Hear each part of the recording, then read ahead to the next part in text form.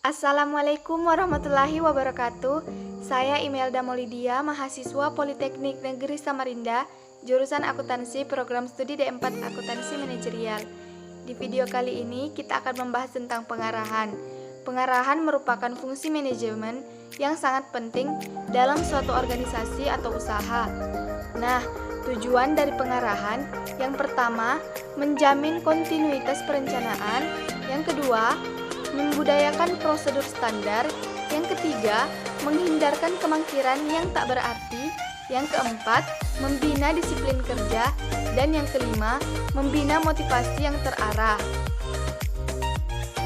Definisi menurut Rand Desaul mengartikan pengarahan sebagai usaha mendorong bawahan dalam mencapai tujuan dari perusahaan. Pengarahan merupakan hubungan dalam kepemimpinan yang mengikat para bawahan agar bersedia, mengerti dan menyumbangkan tenaga secara efektif dan efisien dalam pencapaian tujuan suatu organisasi. Berikut prinsip pengarahan. Yang pertama, prinsip mengarah ke tujuan.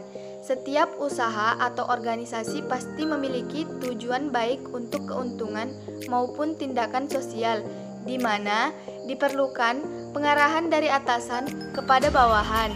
Yang kedua, prinsip keharmonisan dengan tujuan. Diperlukan keharmonisan antara pekerja dan pemimpin, pekerja satu dengan lain agar tercapai tujuan secara maksimal. Yang ketiga, prinsip kesatuan komando. Untuk setiap tindakan, petugas hanya harus menerima perintah dari seorang atasan saja.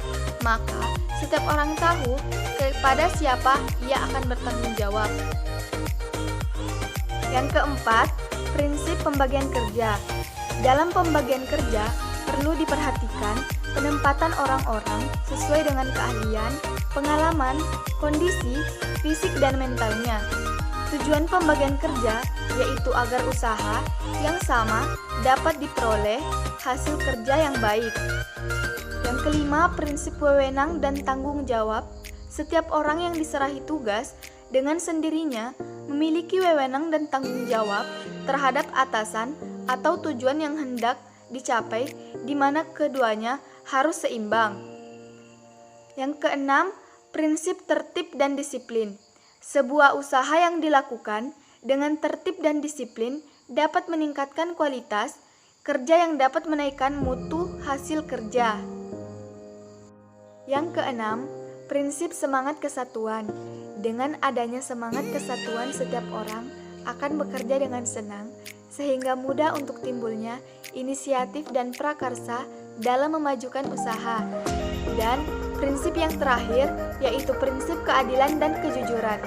Jika kejujuran dapat diterapkan dengan baik, sehingga dapat bekerja dengan bersungguh-sungguh dan setia, keadilan dituntut, misal pada penempatan tenaga kerja, berdasarkan pendidikan, pengalaman, dan keahlian seseorang.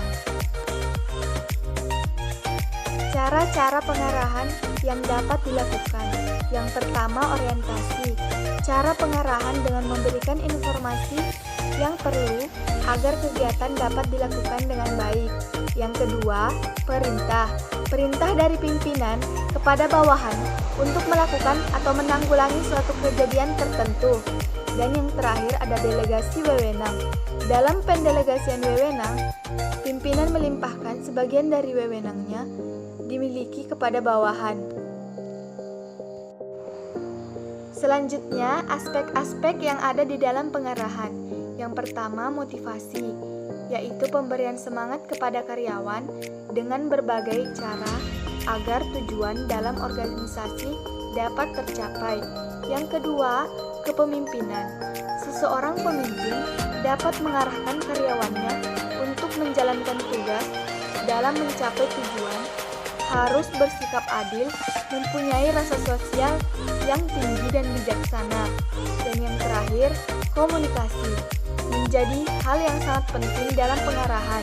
Komunikasi yang salah dapat menimbulkan kesalahpahaman dalam mengartikan suatu arahan, sehingga dapat menimbulkan kesalahan pekerja dalam melaksanakan tugasnya. Berikut komunikasi yang efektif Yang pertama, pesan harus dirancang dan disampaikan semenarik mungkin.